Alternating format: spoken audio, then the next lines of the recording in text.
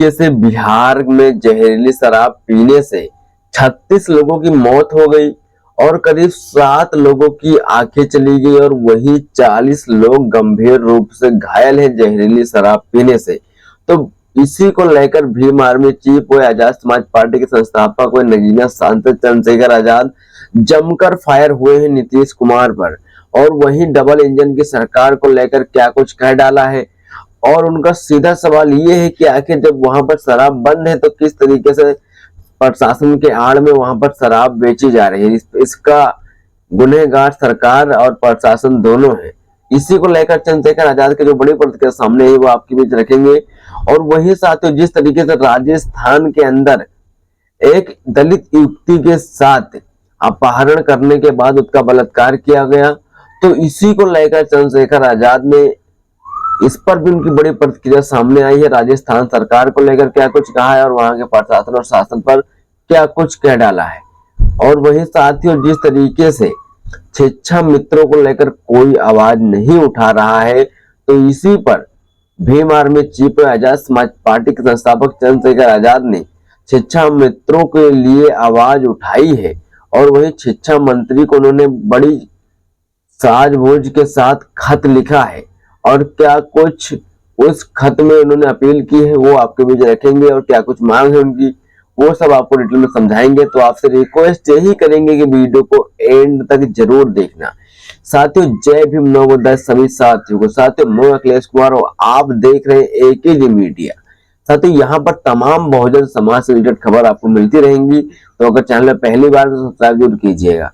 साथियों, पहले तो आपको चंद्रशेखर आजाद को बयान दिखाते हैं जिस बयान में उन्होंने बिहार की जहरीली शराब पर भड़के हैं। बिहार के कई जिलों में जहरीली शराब पीने से 36 से ज्यादा लोगों की मृत्यु, 7 लोगों की आंखों की रोशनी चली जाने और 40 लोगों की हालात गंभीर होने की घटना अत्यंत पीड़ादायक है।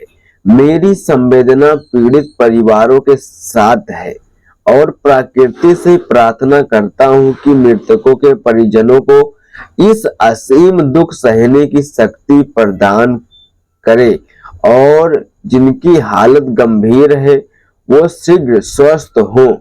यह हृदय विदारक घटना मुख्यमंत्री नीतीश कुमार जी की कथित शराबबंदी की नीति पर बड़ा सवाल खड़ा करती है।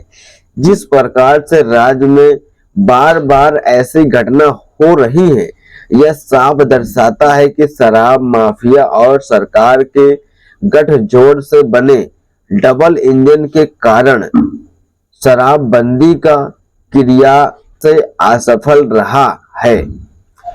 तो साथियों, चंद्रशेखर आजाद ने साफ साफ कहा है जिस तरीके से वहां पर डबल इंजन की सरकार के वजह से बंद कर दिया गया शराब, मगर फिर भी वहां पर शराब बिक रही है और इस जहरीली शराब लोगों की मौत हो रही है। तो इसी को लेकर उन्होंने नीतीश सरकार को घेरा है और डबल इंजन सरकार को भी घेरा है चंद्रशेखर आजाद ने। और वही साथियों, अब आपको बताते हैं राजस्थान में जिस तरीके से एक युवती के साथ अपहरण कर रेप किया गया, तो उस पर क्या कुछ कहे चंद्रशेखर आजाद ने।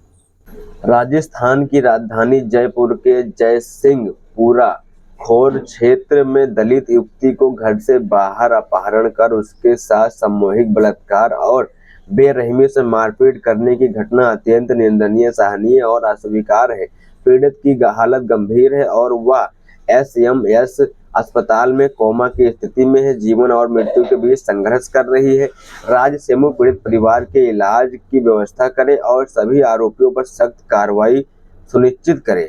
और वहीं आगे लिखा, शिक्षा मित्रों के संबंध में आपको अवगत कराना है कि उत्तर प्रदेश के प्राथमिक विद्यालयों में विगत 23 वर्षों से शिक्षण कार्य कर रहे शिक्षा मित्रों जो कि खातक बीटीसी और उद्यमी है। महंगाई के इस दौर में शिक्षा मित्रों को मात्र 10,000 रुपये मिलते हैं। 11 माह की मानदेय मिल रहा है जिससे शिक्षा मित्रों के परिवार का पालन पोषण नहीं हो पा रहा है।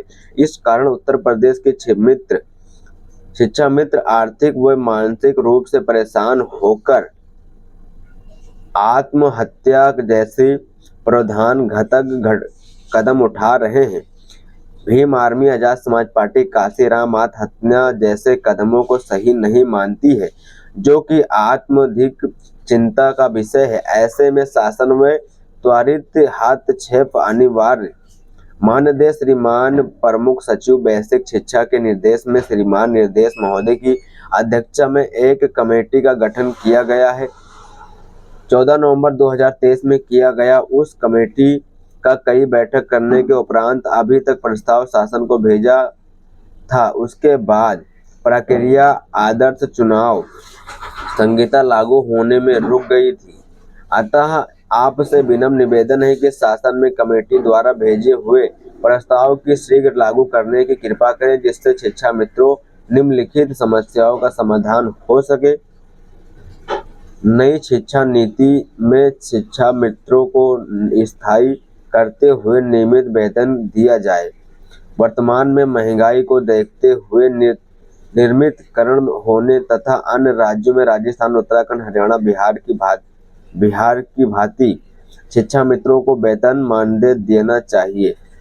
मूल विद्यालय में वंचित शिक्षा मित्रों के पुनः मूल विद्यालय उनकी ग्राम पंचायत के अन्य विद्यालयों में समायोजित कराने की अनुमति प्रदान करे और महिला शिक्षा मित्रों और विवाहित यदि चाहे तो उनकी ससुराल और उनके जनपद संयोजित किया जाए।